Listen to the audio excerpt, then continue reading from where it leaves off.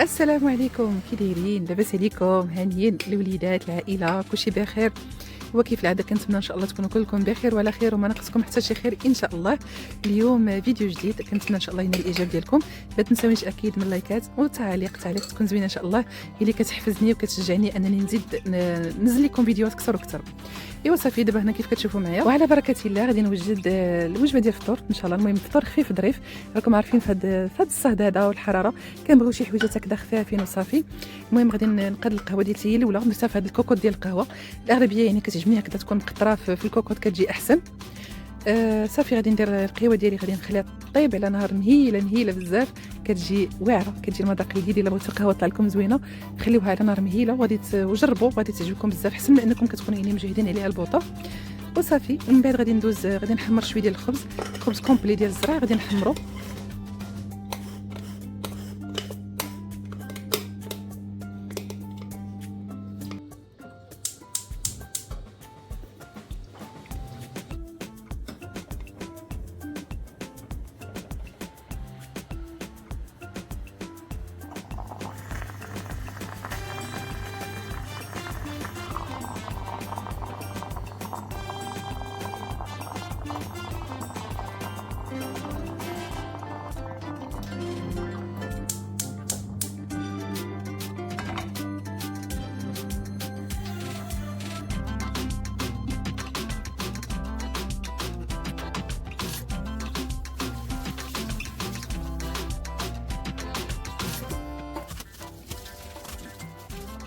وها هو الخبيز ديالي غادي نحمرو ان شاء الله على جوج جهات. خديت هذا المرصوع هذا غادي نقسمو على جوج كيف كتشوفوا معايا.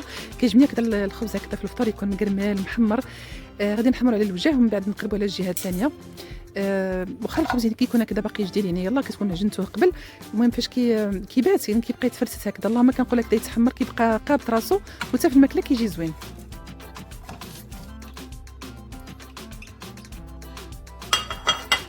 صافي الخبز ديالي غادي نحيدو من المقله. المهم انا كنطيبها هكذا في مقله عاديه، سواء هاد المقله هذه اللي كنقلي فيها اولا المقله الثقيله ديال الوجده. صافي انا كيف قلت لكم يعني كنحمروا على جوج جهات، تيعجبني يكون هكذا قاصح يعني فاش كنعضو نحس به يعني مقرمل. صافي انا تشهيت املو كنخلطو هكذا شويه لان كيكون شي مرات الزيت تيطلع. صافي انا غادي ندهن ليه الوجه ديالو باملو، عرفتي املو مع الخبز محمر تيجي رائع.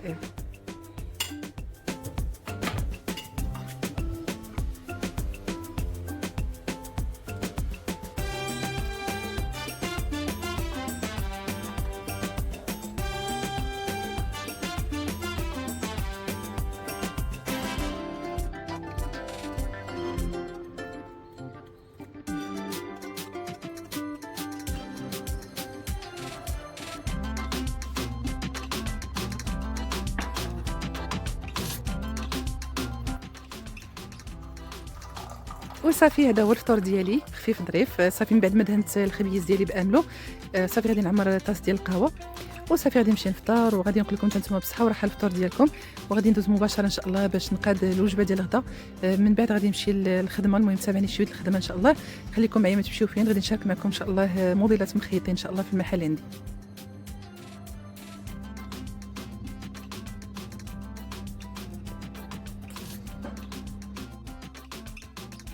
بالنسبه للغدا ديال اليوم ما شاركتوش معكم. المهم درت غدا خفيف ظريف، درت مرقه بالبطاطا والقرعه الخضراء، ودرت هكذا الحمات ديال الغنمي كان باقي لي شي حاجه وصافي. بالنسبه للمرق انتما كيف كتشوفوا معايا كنخليه حتى كيختار هكا، ما كتعجبنيش ديك المرقه تكون كثيره وتجي هكذا ماويه بزاف. انتما كيف كتشوفوا كتجي عاقده وخفيفه يعني اولا قليله عفوا. صافي هكذا فاش كندير هكذا في الطبسيل صافي كنرشع هكا شويه ديال الزعتر كنحكو هكذا ما بين يديا وتنرشوا هكذا شويه كيعطي واحد المذاق واحد الريحه زوينه هكذا في المرقه.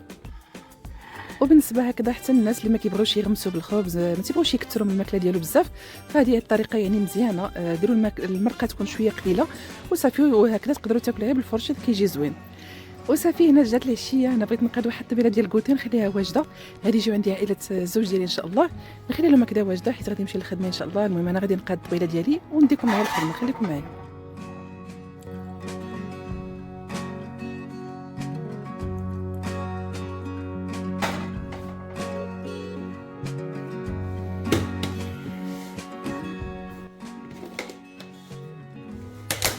ودابا غادي نقاد في هاد الطبسيل هذا، غادي نصاوب هنايا كيكه ديال الكركاع هنا كيف كتشوفوا.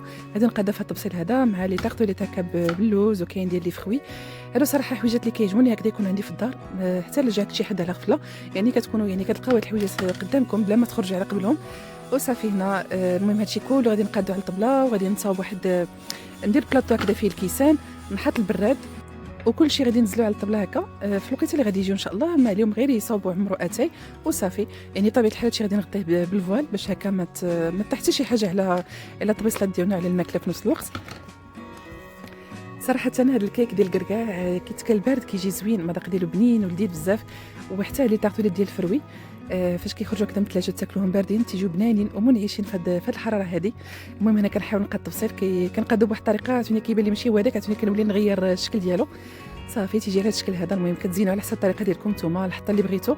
ممكن تحطوا هاد لي طارط ديال الكركاع تحطوهم بوحديتهم في الطبسيل بوحدهم، او لا تخلطوهم اللي بغيتو وصافي تيكون هذا هو الشكل. المهم حاجه اللي قاديتها كنمشي ننزلها هكذا على الطبله كنحيدها عليا، وكي قلت لكم يعني بالنسبه للبراد ديالها يعني قاديت فيه كلشي، فما عليهم غير يسخنوا الماء يغليوه هكا وصافي ويكبوا في البراد وها الكوتي ديالهم واجد.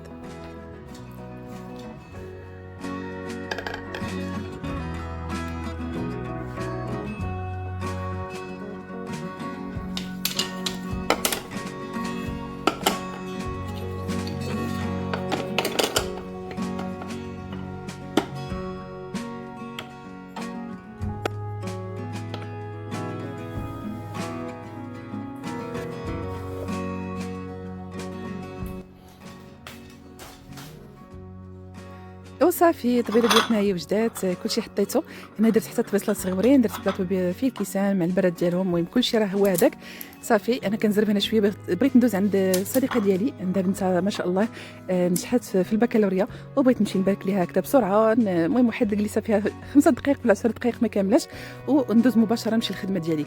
الفوال ها هو غطيت به الطبيله ديالي. هذا الفوال هذا راه كاين الثوب ديالو عندنا في المحل الا بغيتوه. واحد السيده هي اللي كتخدم لي هذا الشيء هذا في الصلان بي. الخدمه ديالها متقونه يعني كيف يعني هاد الطرز هذا كيف كتشوفوه من الوجه كيف كتشوفوه من الدار. الخدمه ديالته زوينه بزاف. ومن عندي ليس ايمي تبارك الله عليها كومونديتها الكاطو هذا، غادي نديرو كهديه هكا نفرح بها لبنيتها اللي نجحت في البكالوريا، وكنقول لها الف الف مبروك بالنجاح والتوفيق ان شاء الله، ومسيره موفقه ان شاء الله الاعوام الجايه. وصافي هنا دزت مباشره المكان العمل ديالي، مشيت عند السيده. المهم ما صورتش لان كيف قلت لكم يعني كانت زياره خفيفه ظريفه بغي بالواقفيه هكا دغيا وصافي. جيت هنا المكان العمل ديالي، بغيت نبارطاجي معكم هذا الموديل ديال الرومي اللي تبارك الله ما شاء الله لقى واحد الاقبال كبير كبير بزاف. انا هذا الموديل هذا قرب يتسالى وغادي نزيد منه ان شاء الله. الا لقيت مازال هذا الزواقه نفس الزواقه غادي نزيد منها، سينو غادي نجيب حاجه اخرى. المهم هذا الموديل هذا تبارك الله فيه هاد الزواقه ديال الامواج، الثوب ديال كاليفورنيا، ثوب مبطن غليظ. وبالنسبه حتى الالوان ديالو ما تيتمسحوش، كاين الثوب اللي كيشهل مع المده كضرب فيه شويه ديال الشمس او الشعه صافي كيتهلك الثوب كيمشي. هذا لا، هذا راه كيبقى باللون ديالو كيف ما كتشوفوا هكذا ناصح. السيده دارت مخدات كبارين، درنا لها الزياده في الجناب وخدمنا لها مخدات صغيورين على حساب اللون داخل عندنا في المخدات. داخل عندنا داك الزرق وفيه واحد لاطاش هكذا في الصفر، درنا لها لي كالدو صغيورين في الصفر. وهذا وريدو اللي جا مواتي مع هاد الجلسه هذه، لان تويب رومي والجلسه اللي تديرها هي في بيت الكلاس. فهاد ريدو هذا حتى هو كيليق هكذا البيت هاد الكلاس، كيجي خفيف وتا هو فيه ديك المواج. جا صراحه جا زويون بزاف. حتى مولاتهم صراحه فاش جات شافتهم حمقت عليهم، ما كانتش كتسنى هاد النتيجه هذه، عجبوها بزاف بزاف. ومن هنا كنقول لها بالصحه والراحه، الله يدخل عليكم زياده الرزق ان شاء الله. هنا كنشارك معكم الموديل ديال الريدو. هنا خدمناه على بلي زانو، لي زانو كيجيو سامبل خفاف، كيدخلوا ساهلين في الجعبه، ما كتبقاوش هكذا يعني معذبين معاهم في التركاب، كيجيو ساهلين. وبالنسبه لهاد الشبكه هذه راها زوينه صحيحه، الثوب ديالها يعني كتحسوا به متين وغليظ. تيدخل حتى الهواء، ماشي داك النوع اللي كدوزوا الريدو وتيدير لكم الزمت في البيت ديالكم. هذا الشبكه هذه كتدخل حتى الهواء البيت، يعني ملي كتكونوا مدوزينها تتخلي يعني الهواء يدخل. المهم يعني اي حاجه هكذا كنخيطها، وسيرتو هكذا ملي كنعمرها باش كتكون هكذا باينه مزيان في التصوير. هي اللي كنشاركها معكم. كاين بزاف ديال الموديلات اللي مخيطين ولكن ما معمرينش. كاين الناس اللي كيكون عندهم ديجا التعمير عندهم في الدار، يعني فقط يعني كنتكلف غير بالخياطه. فهنا كنحاول انني نشارك معكم يعني الموديل اللي تيكون هكذا يعني معمر باش كيكون باين اكثر واكثر. المهم يعني اي موديل هكذا يعني خيطو كان يعني بالتعميره ديالو غادي نشاركو معكم ان شاء الله. وصافي هنا من بعد الخدمه جيت مباشره البيت ديالي عفوا، جيت للدار. المهم الضياف ديالي ان شاء الله غادي يتعشاو معنا وغادي يباتوا ان شاء الله. مرحبا بهم، والله الا كيفرحوني هكذا العائله فاش كيجيو عندك ويزوروك. شي حاجه كبيره والله العظيم، شي حاجه كبيره. الحمد لله. المهم هنايا راه قبل ما نخرج يعني الخدمه ديالي راه كنت نصبت هكا قديت صوبه. صافي حتى جيت من الخدمه صافي طحنت الخضر، يعني درتها بالخضره، طحنت الخضره ديالي وكلشي، وصافي دورتها بالبلبوله ديال الشعير وما درتش غير لا سوب وحديتها. هنايا لا كوموند ديالي يلاه وصلت. كومونديتها من عند الجزار. المهم الجزار اللي كتعاملوا معاه هو اللي كيقاد لكم هذا الشيء هذا، يعني ما عليكم الا ديو ليه هكذا تبصيل قبل او لا بلاطو او المهم الحاجه اللي غادي تنزلوا فيها. المهم الحاجه اللي تكون يعني هكذا تقد على السخونيه. تيصاوب لكم هنا كشوا، سواء كان كوتليت، كفته، لحم مفور، لا دام. المهم داكشي اللي بغيتو. المهم هنا تبارك الله ما شاء الله قاد ليا الفلان داكشي رفيع. هنا يلاه وصلتني لا كوموند، شوفوا هنا باقا سخونه. المهم تيغلف لكم هكذا بهذا البلاستيك، هكذا بلاستيك غذائي باش هكذا كتبقى قاطه السخونيه. شوفوا ما شاء الله. هنا كيدير لكم بصله، كيدير لكم الربيع، كيدير لكم شويه ديال المطيشه. المهم داكشي كيقادو على حقه وطريقه. وصافي هنا دابا غادي نمشي نحط هادشي على الطبيله باش يتكال هكذا سخون. صافي هنا الطبيله ديالتنا كتجي لهذا الشكل هذا. المهم بالنسبه للشوا هنايا راه دفعنا الكفته واللحم مفور ودرنا كذلك حتى لاداند كيقاد لواحد شرميله من داك الشيء رفيع، مذاق ديالها لذيذ وبنين بزاف. بالنسبه للكوتليت كانت قادالو ما بقاش ليه. وصافي كانت هذه العشوه ديالنا. وهنا في اليوم الثاني غادي نقول لكم صباح النور، صباح الخير عليكم. هنا قديت واحد الطبيله الضياف ديالي هنا في الصاله، غادي نفطروا ان شاء الله مجموعين. فاش كنكونوا هي بيناتنا كنفطروا في الكوزينه، دايره واحد الطبيله كنفطروا فيها، وملي كيكون هكذا الزايد يعني كنمشيو للصاله. صافي هنايا جبت سمسيمنات من الكونجيلاتور، كان عندي مصاوبين سخنتهم، صاوبت حريشه ديال الزرع وسميده. المهم زبيده، عملوا داكشي كامل اللي كنحتاجوه في الفطور. وصافي صحوا راحه الفطور ديالكم. ودابا جبتكم معايا في واحد الحفل تقام هنا في دار الشباب ديال مدينه سيدي قاسم، اللي نظمت هذا الحفل هذا. المعهد الموسيقي هما اللي داروا هذه الحفله هذه، يعني كيف كل عام يعني كينظموا هذا الحفل هذا في اخر السنه. الطلاب ديالهم اللي تيقراو عندهم تيتعلموا الموسيقى، تيتعلموا السولفيج، المهم بزاف ديال الانواع ديال الالات الموسيقيه اللي كيتعلموا فيها عندهم. وصافي هنايا كيف قلت لكم يعني اخر سنه ضروري كيديروا لهم هكا حفله ونظموها في دار الشباب، لان ما شاء الله القاعه هذه كتكون هكا كبيره، يعني كتهز تبارك الله الناس. وصافي غادي نخليكم مع هذا الجو الموسيقي وغادي نقول لكم فرجه ممتعه والسلام عليكم.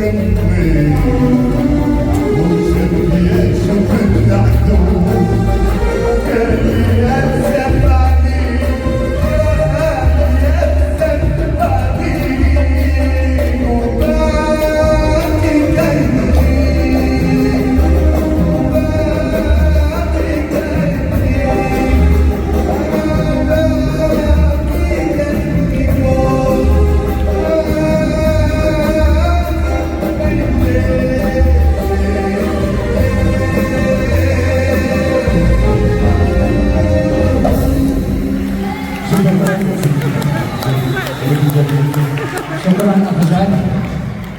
شكرا للفرقه الموسيقيه برئاسه السي خالد العبوب، واخا جا هو الاخر. كنتمنى انكم تكونوا قضيتوا معنا سهره ممتعه، والى السنه المقبله ان شاء الله. بارك الله عليكم.